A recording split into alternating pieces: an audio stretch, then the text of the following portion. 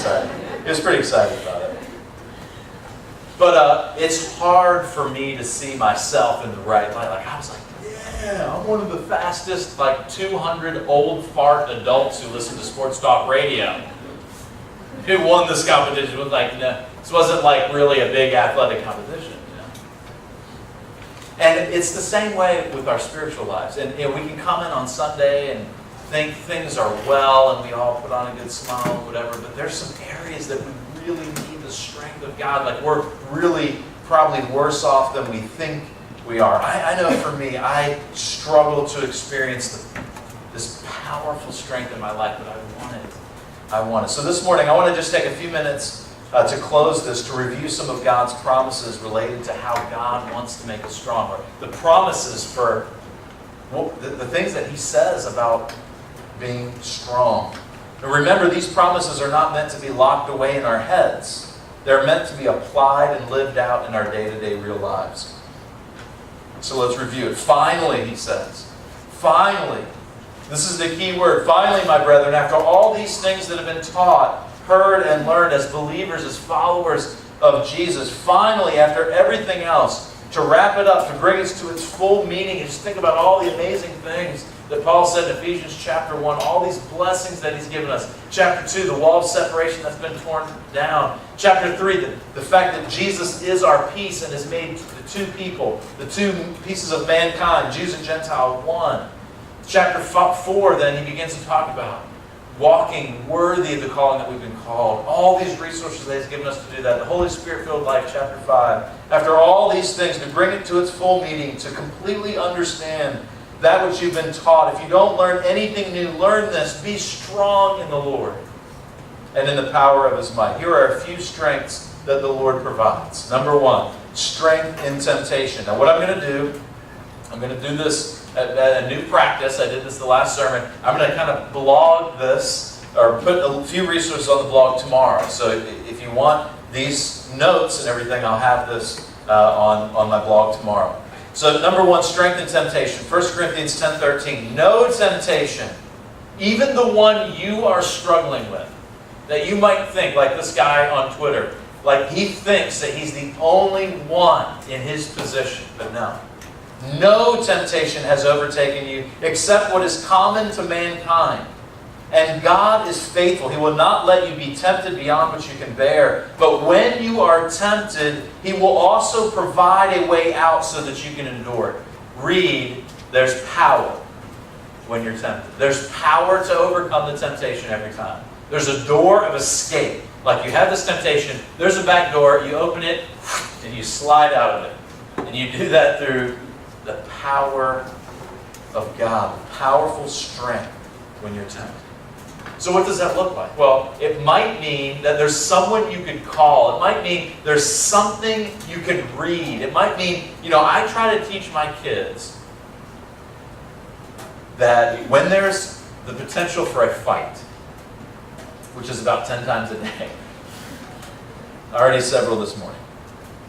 It was kind of cute that I was, kind of working at the table, and the boys come down, and Emmett's sitting over on the. So you can probably figure out who's who. But there's one of my sons that cares about his hair, one that doesn't. Middle one, I'm not sure.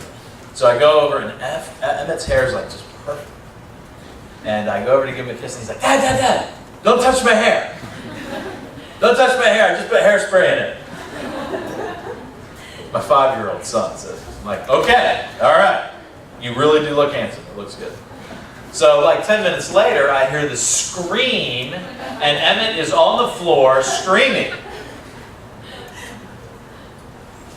Because Ephraim pulled his hair. So thankfully, he didn't attack back. But I try to teach them, when you're tempted, and I just try to talk about this even daily. If you can't immediately solve the problem, run. Right? Paul said to Timothy, flee temptation, right? Flee from youthful lust. Run away from them. And the writer of Proverbs, right, in in chapter 3, 4, 5, 6, 7, and when he talks about the adulterous woman, and in those, especially Proverbs 5, 6, and 7, you get this idea, just run. Like sometimes you physically just run. And God provides that way of escape. As soon as you step in a little bit, let me creep down, let me get a little bit of a closer look, then it can be too late. As soon as you grab your brother, boom, boom, you just ask to get punched in the nose. So there's strength in temptation. Number 2, there's strength in trouble. Psalm 37, 39 to 40 says this, the salvation of the righteous comes from the Lord. He is their stronghold in what? Time of trouble. He is their strength in time of trouble. He's their stronghold. He doesn't move. He's a rock. The Lord helps them and delivers them. He delivers them from the wicked and saves them. Why? Because they take refuge in them. So there's strength, but what's required? I have to go to Him for that strength. I have to come to Him. I have to take refuge in Him. I have to cover myself in His presence. And that requires some energy, and that requires some effort on my part. I'm not getting strong in my own effort, but in my effort, I might have to go somewhere, take a deep breath, take a little walk with Jesus in my time of trouble, so that I'm taking refuge in Him. I'm running to Him. Number 3, there's strength in sickness even. Psalm 41 says this, blessed are those who have regard for the weak. The Lord delivers them in times of trouble. The Lord protects and preserves them. They are counted among the blessed in the land. He does not give them over to the desires of their foes. The Lord sustains them on their sickbed and restores them, bless you, from their bed of illness. Now sometimes He does that through death. But even through death, God is our refuge. He's our stronghold. He's the one in whom when I breathe my last, I'm conscious. I want to just go when I'm like 80, and just, Lord, into my hands I commit your spirit, my spirit, and I don't think it's going to go that way, but, ideally that's kind of the way it would go. So He relieves us even sometimes through death. Not always, right? Every one of us is going to die. So there's strength, though, in sickness. There's strength. That doesn't mean that, boom, all of a sudden my body's strong, physically strong, and now I'm healed, but it means I have strength to get through it in my weakness. And sometimes we just need to be reminded of that. That when I'm feeling weak, that's often a good thing, because it's in that setting, it's in that context, and it's in that environment, that feeling that I can take refuge in God to be my strength. Strength in sickness. Number 4, strength in weakness. This is a beautiful passage, a favorite of mine. It's familiar, I'm sure, to many of you. I love it. Strength in weakness, and I kind of put in waiting too. Isaiah 40. Do you not know? Have you not heard? The Lord is the everlasting God, the creator of the ends of the earth. He will not grow weary or tired, and His understanding no one can fathom. He gives strength to the weary and increases the power of the weak. Even youths grow tired and weary, and young men stumble and fall. But those who hope or wait in the Lord will renew their strength. They will soar on wings like eagles. They will run and not grow weary. They will walk and not be faint. There's strength in our weakness. There's strength in our waiting upon the Lord. There's strength when we're just uncertain, we're not sure. There's strength in waiting when we take refuge, when we run to the Lord. And really, we ought to build on a theology of weakness. We don't like that, right? We don't like to be weak. We don't boast in our weakness. There was a guy, it was so funny. Elijah and I got to have lunch yesterday. Food was provided at this thing. So after we were done, we go outside, we go through the line. And I noticed Tom Lavero sitting there at the table by himself. No one's sitting around him. And Tom Lavero and Kevin Sheehan do the 12 to 2 radio show every day on Sports Talk Radio. And I listen to them, not every day, but I listen to them often. And I really enjoy their show. And Tom's sitting there smoking a big stogie. He's a big cigar smoker. But I was like, who cares about that? I'm going to go over, we're going to talk to him. So I was like, hey, Tom, you mind if we sit down? And he says, yeah. Sure. So Elijah and I sit down, we have lunch with Tom, and then after that, like some of the other, radio guys come over, and all the interns come over, and there's like 7 or 8 people, from Sports Talk. And they're not like famous, but they're people I listen to on the radio, people that work there, and it was kind of cool. And Tom's not an athletic looking guy, okay? He's a very large man. He does not move very swiftly.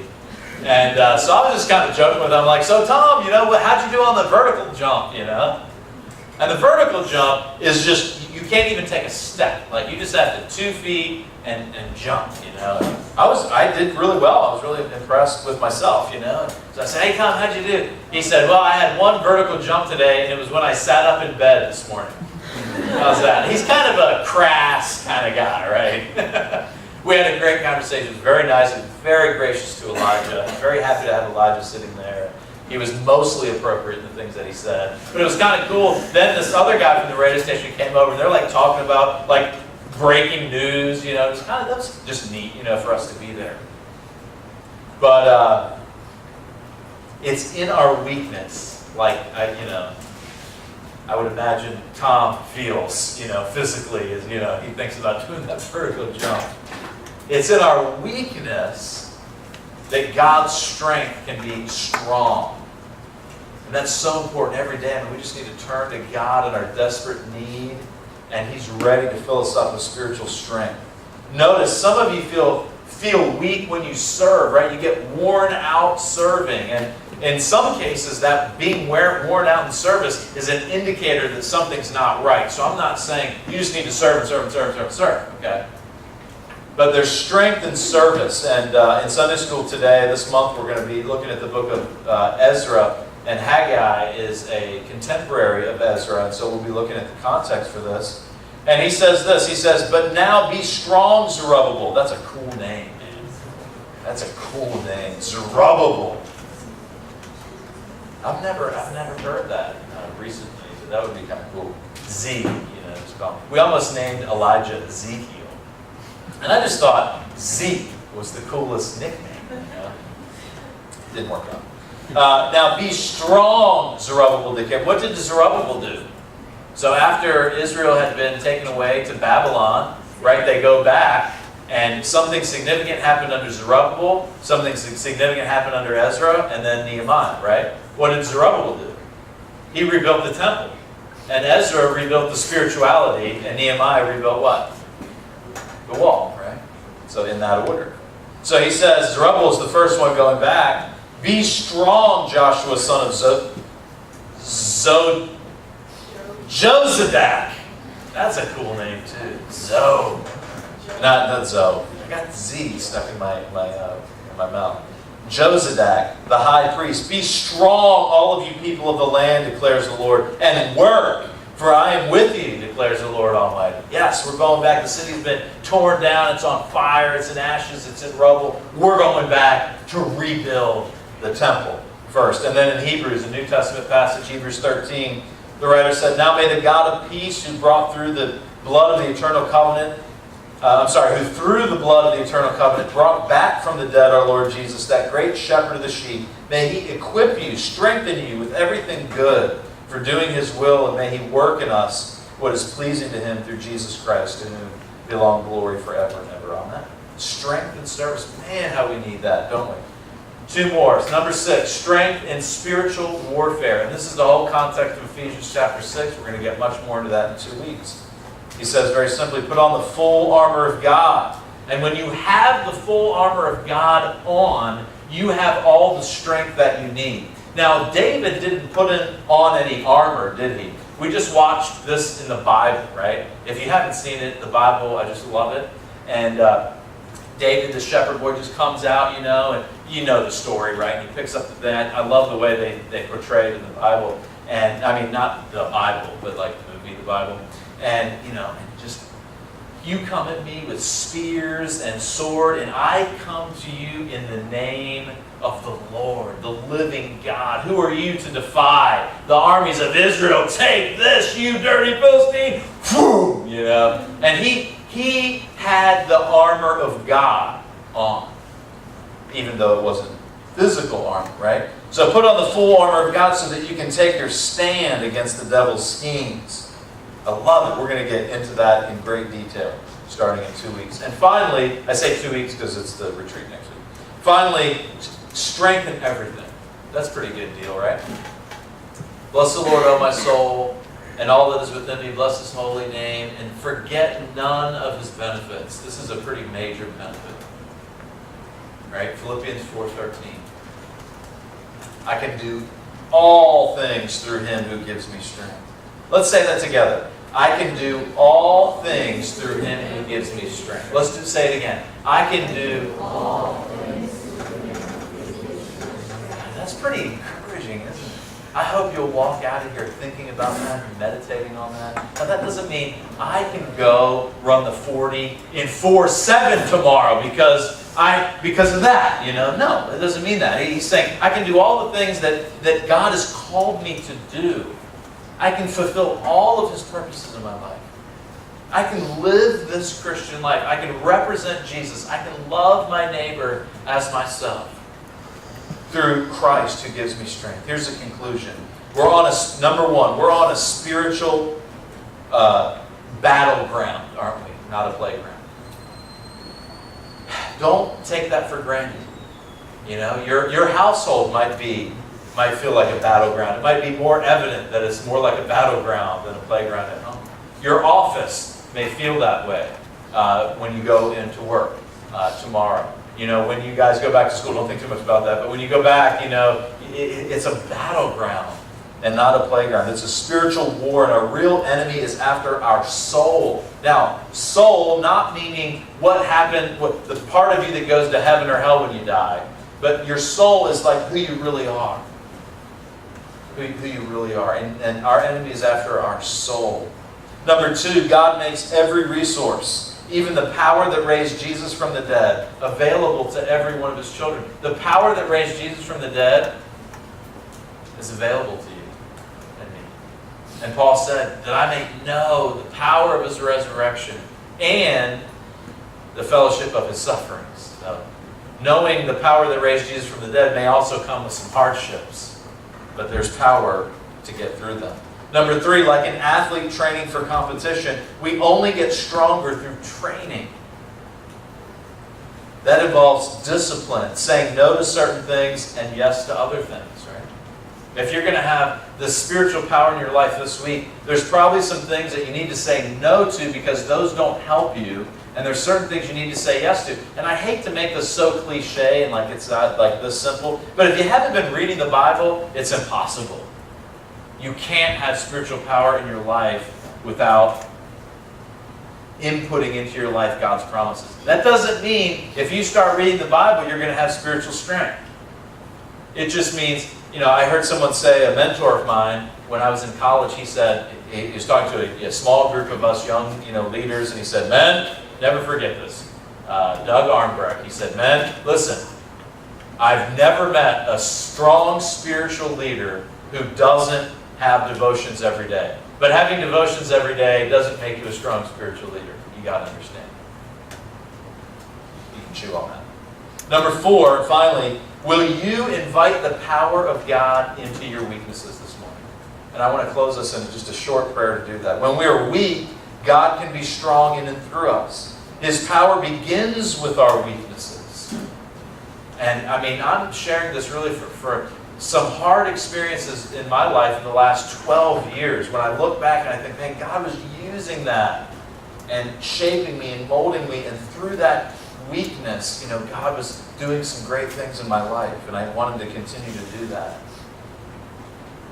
His power begins with our weakness, and He gives His power and grace to those who are humble, who confess their need and lay down their pride. So, one, if yes, say in prayer to God right now something like this. You can close your eyes, you can leave them open. But here's just a simple way we're going to close it in prayer. If you want God's strength in your weakness, just pray something like this or with me in your heart right now. God, in my own strength, I can't. And maybe just fill in the blank. If there's something specific you just tell Him, God, in my own strength, I can't what? I can't love my neighbor. I can't love my children. respect my husband. I can't obey and honor my parents. I can't work hard. I can't wake up in the morning at the right time. I can't quit playing video games. I can't overcome my pride or my lust, whatever it is. God, in my own strength, I can't. I'm weak without and apart from you. I need you. Be my strength. Amen. Next, review the promise. Maybe you took notes on it. I'll put it up on the website tomorrow. But review the promise or the promises that we went through this week daily, sometimes multiple times in a day if you need to. I know that many of you don't have much going on. You might have 15 minutes. You can do that this week. Ask God to give you His power and be willing to go and do what He calls you to go and do. And let's do it together. And then finally, be strong in the Lord. Be strong in the Lord. Everybody's like, "Argh!" I like that, Alex. Good enthusiasm. Be strong in the Lord, and in His mighty power, you and I can do all things through Him who gives me strength. Amen? Amen. Is someone going to share an announcement?